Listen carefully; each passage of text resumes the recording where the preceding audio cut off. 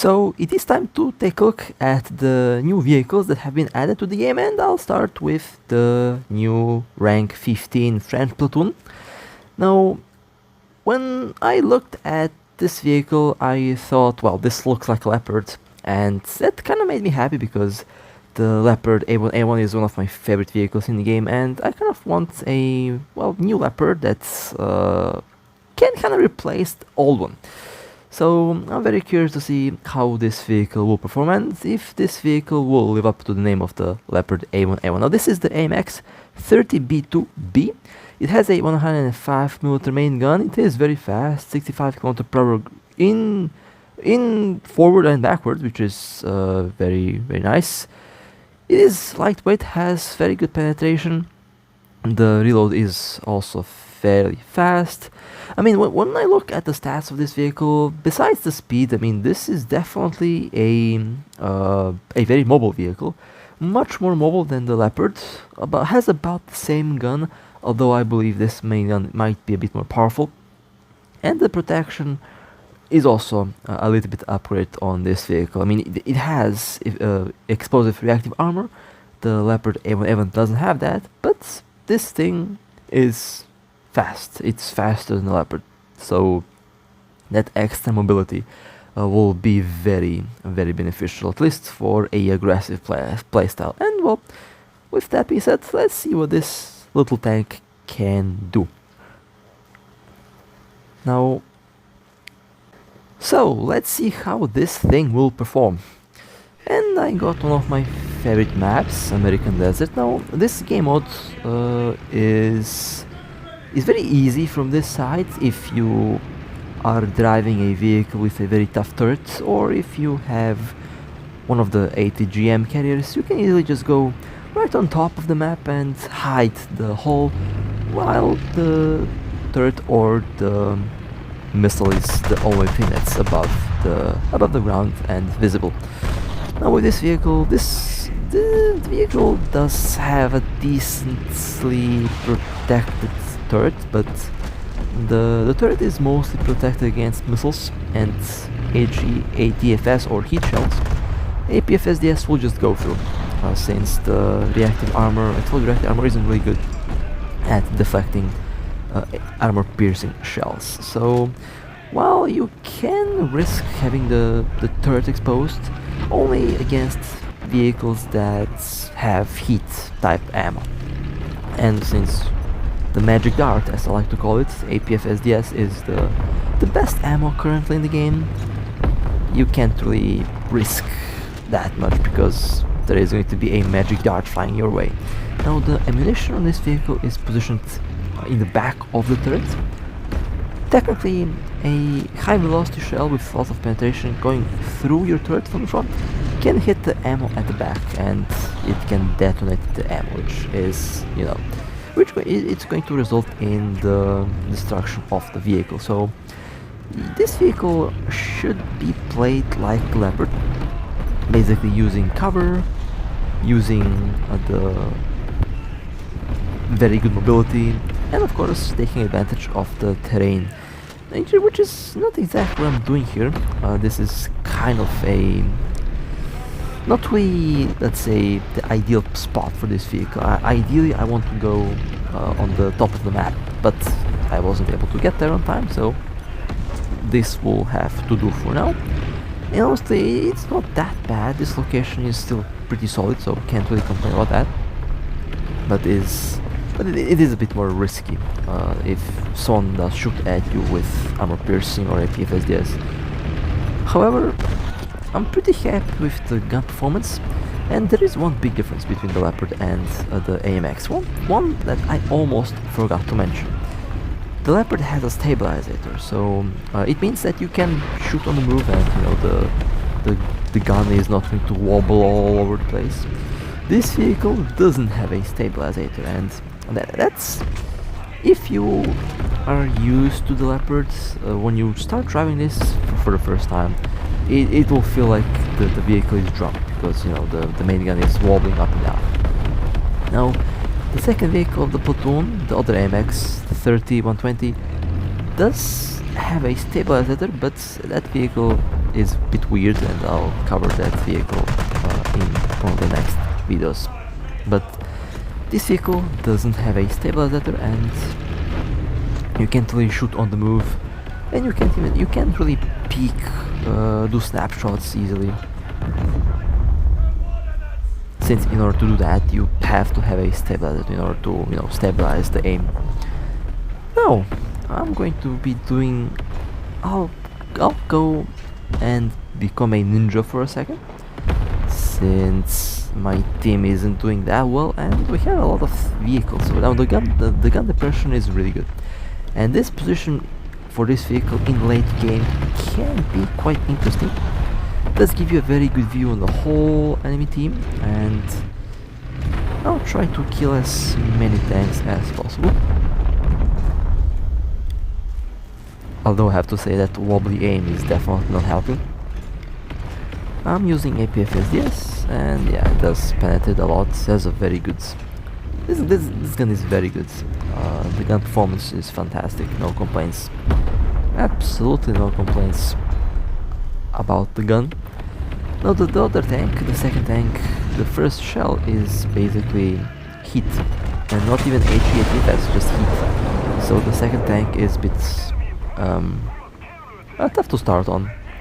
So this vehicle is basically the vehicle that you should be driving until you unlock the APFSDS shells on the other AMX 30, which is the second vehicle of this platoon. The reload is the same as on the Leopard, although I would say that it does feel like this thing reloads faster. But again, that's the lack of the stabilizer is the main issue with this thing. See how it wobbles all over the place?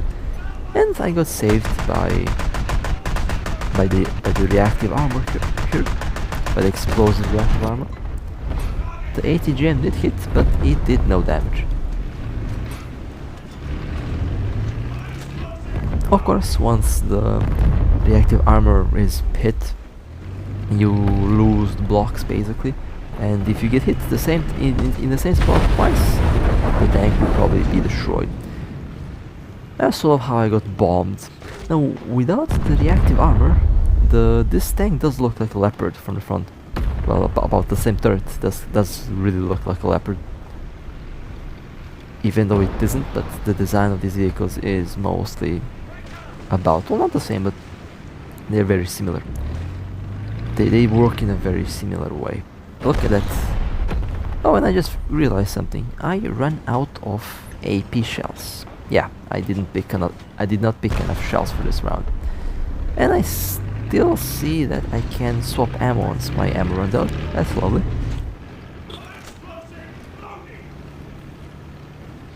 I guess I'm stuck only on HE, but we won the match. So yeah, that was a good one. That was a solid game there. And let's go to the next one. I seriously like this vehicle. It's been so far works the same way the Leopard does, and if you like same way, I mean, if you don't mind the missing stabilizer, then this is going to be very good. But this vehicle does have some advantages, I guess, over the Leopard. But that stabilizer, I definitely see why the lack of the stabilizer might be a problem for some players. Because I myself got used to it on the Leopard. I don't like the wobbly aim when I'm moving up and down. That's the first kill. That's the second kill. Oh, seems like a good start.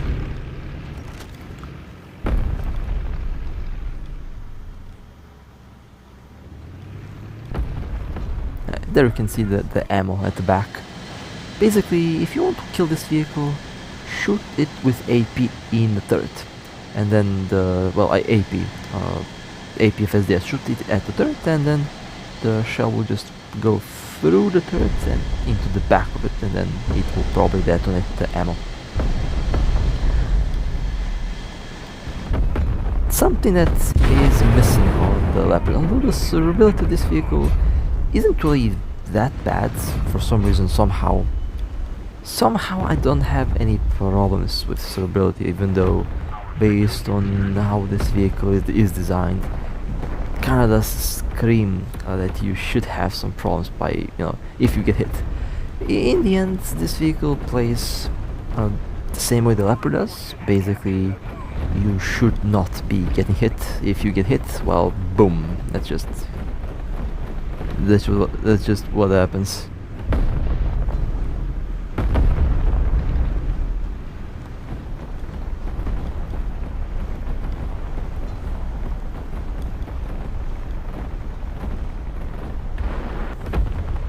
However,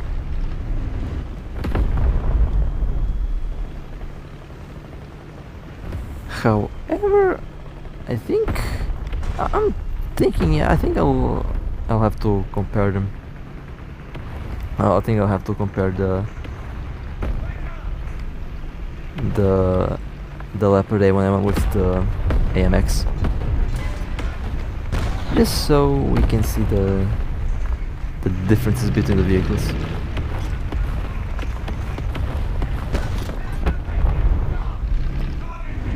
And of course, this is technically a rank 15 vehicle. The Leopard is a rank 14, so judging by the tech tree, this is technically a more advanced vehicle than the Leopard, which I believe is quite ironic, since if it is a more, let's say, advanced vehicle, right, then why is it missing a stabilizer? I know maybe I'm mentioning that thing too much, but it is kind of funny, because if it's a better vehicle, then it should have all the included traits of the previous vehicles, right? It should be, after all, upgraded, right? But this vehicle doesn't have that, so it does look like you should be able to shoot on the move with it, but it's not really the case with this vehicle. No, this is where I made a very big mistake here.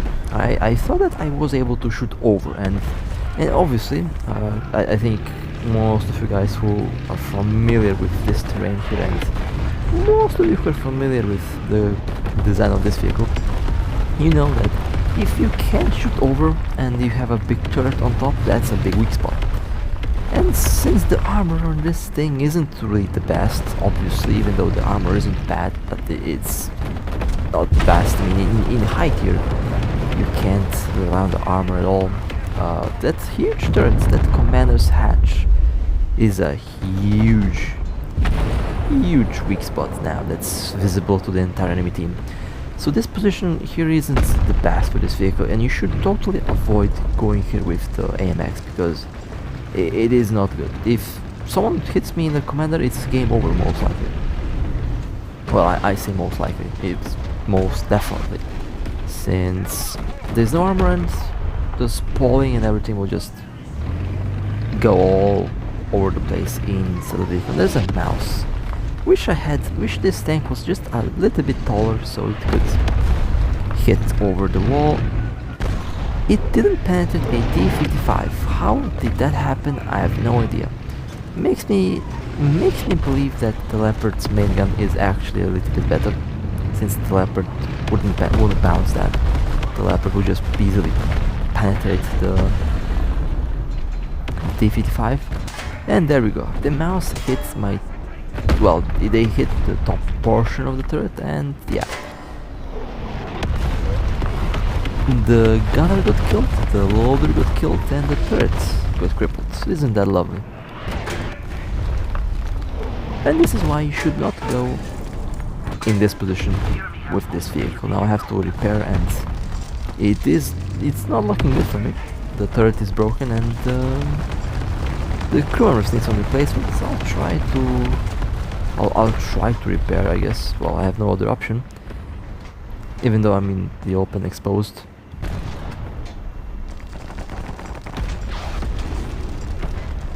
Although somehow I'm still alive.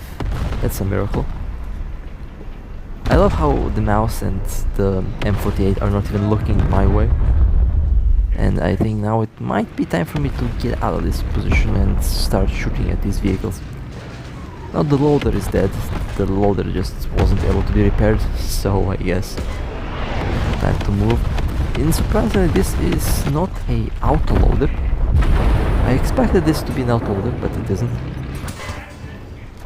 The STRV remains, I think, the only main battle tank besides the IT-1 with an autoloader. And you know, there's one good thing about having no armor, I guess. If you get hit in the back, it just overpenetrates and does minimal damage, which is exactly what happened here. My engine was wrecked, track was wrecked, but I was able to survive. And, well, my engine is now completely broken, so maybe I'll go to cover and I will repair the engine so I can continue moving around. After all, without an engine this thing is ridiculously slow, and yeah, it's basically unplayable when it's so slow, especially with non-existent armor. So I'm looking, where should I park? I think this might be a very good position right here at the moment. We have a vehicle over there. Let's see if they peek around the corner.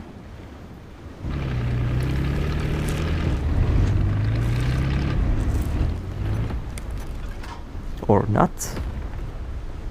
Well, I guess not. Or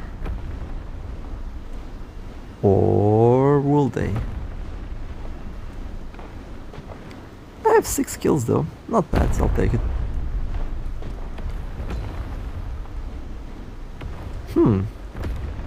Well, engine repaired. Time for me to go full speed. Oh look, we have a vehicle. Let's say STRV. Okay, lower plates, destroy the transmission, destroy the track. Couple more hits should do the job. I say couple more hits because the cruise survivability on that thing is really good. Okay, and it's